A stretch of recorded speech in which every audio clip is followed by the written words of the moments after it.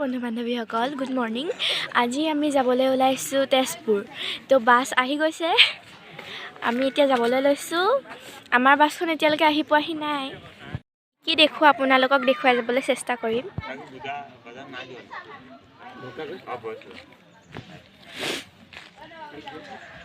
উঠিছোঁ, এতিয়া আমি যাবলৈ লৈছোঁ। তাত কি দেখোঁ আপোনালোকক দেখুৱাই যাবলৈ চেষ্টা কৰিম। এতিয়া আমি আহি আছোঁ, অলপ দেৰি পিছত পামগৈ আৰু। এখন ব্ৰহ্মপুত্ৰৰ ওপৰত থকা ভোমোৰাগুৰি দলং। এয়া ব্ৰহ্মপুত্ৰৰ পানীবোৰ শুকাই গৈছে।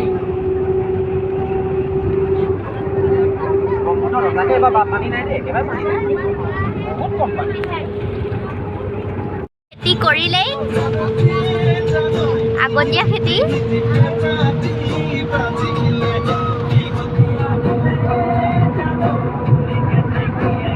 ইতিমধ্যে আমি তেজপুৰৰ ডিষ্ট্ৰিক্টত সোমাইছোঁহি। এতিয়া আমি আহিছোঁ চিত্ৰলেখা উদ্যানলৈ। পাৰ্কখন বহুত সুন্দৰকৈ সজোৱা হৈছে, ইয়ালৈ আহি বহুত ভাল লাগিছে। এতিয়া মই তললৈ গৈ আছোঁ, আমি এতিয়া ইয়াৰ ওপৰত উঠিমগৈ। আৰু আমাৰ লগত অহা ভাইটি ভণ্টিসকলে ইয়াত খেলি আছে, সিহঁতৰ মনত বহুত ফূৰ্তি হৈছে। ইয়াত আগৰ কালৰ প্ৰতিমূৰ্তিসমূহ ৰখা হৈছে। এইগৰাকী হৈছে তাৰকা, এয়া হনুমান, জাম্বৱন্ত, হয়গ্ৰীৱ আৰু গৰুণ্ড। আৰু ইফালেও আছে।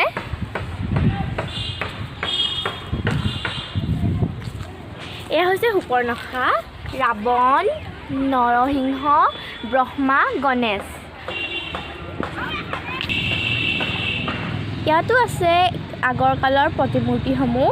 তলৰ একেবাৰে তলৰ গৰাকী পুতনা, কুম্ভকৰ্ণ, বৰাহ, বৃষভ, জটাই। কি সুন্দৰকৈ প্ৰতিমূৰ্তিসমূহ ৰখা হৈছে। এই প্ৰতিমূৰ্তিটোত মাতৃয়ে সন্তানক গা ধুৱাই থকা দেখুওৱা হৈছে।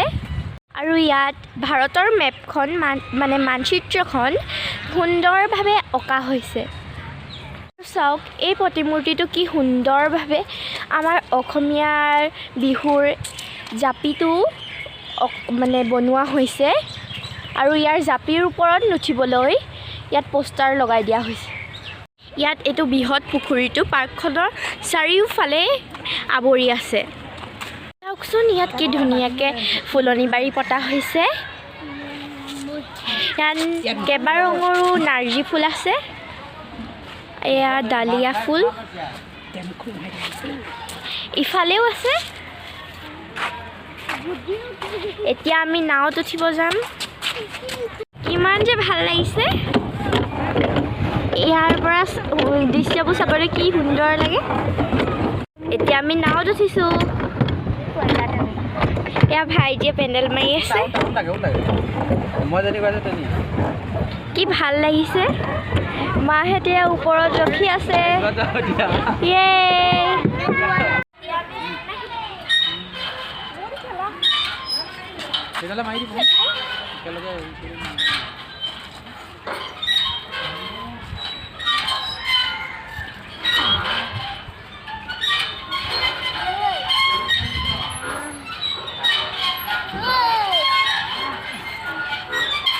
ইয়াত এনেদৰে ঝৰ্ণা বনাই থোৱা আছে, কি সুন্দৰভাৱে।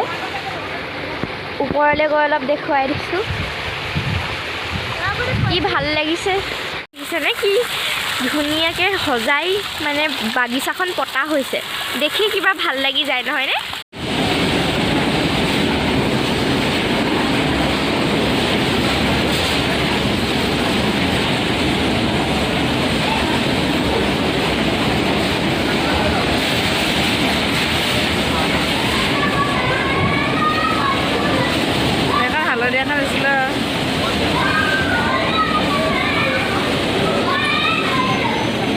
এইফালে আগলৈ আহা আকৌ।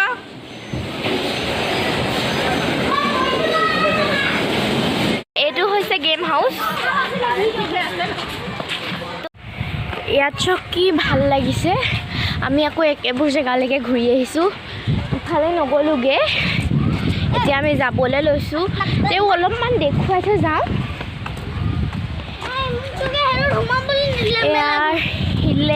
শিলৰ হয় মানে এইবোৰ যোনবোৰ আপোনালোকে চকা আঁকি থোৱা দেখিছে এইবোৰ শিলৰ হয়।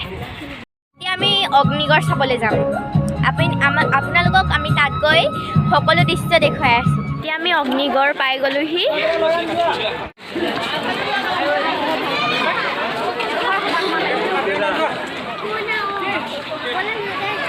এয়া অগ্নিগড়। এতিয়া আমি অগ্নিগড়ৰ ভিতৰলৈ সোমাই আহিছোঁ।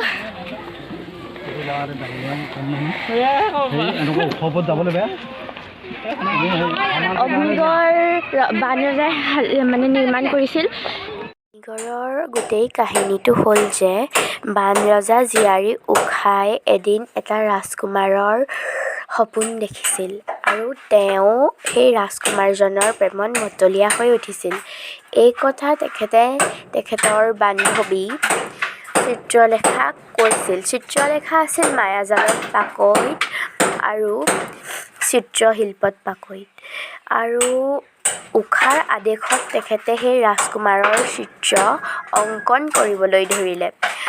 চিত্ৰ সম্পন্ন হোৱাৰ পাছত তেওঁলোকে এই কথা গম পালে যে সেই ৰাজকুমাৰজন আৰু কোনো নহয়, দ্বাৰকাৰ শ্ৰীকৃষ্ণৰ নাতি অনিৰুদ্ধ।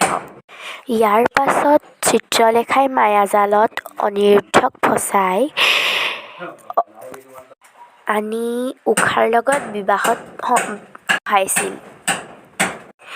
এই কথা বানৰজাৰ কাণত পৰাৰ লগে লগে তেখেতে অনিৰুদ্ধক বন্দীশালত ভৰাই থৈছিল।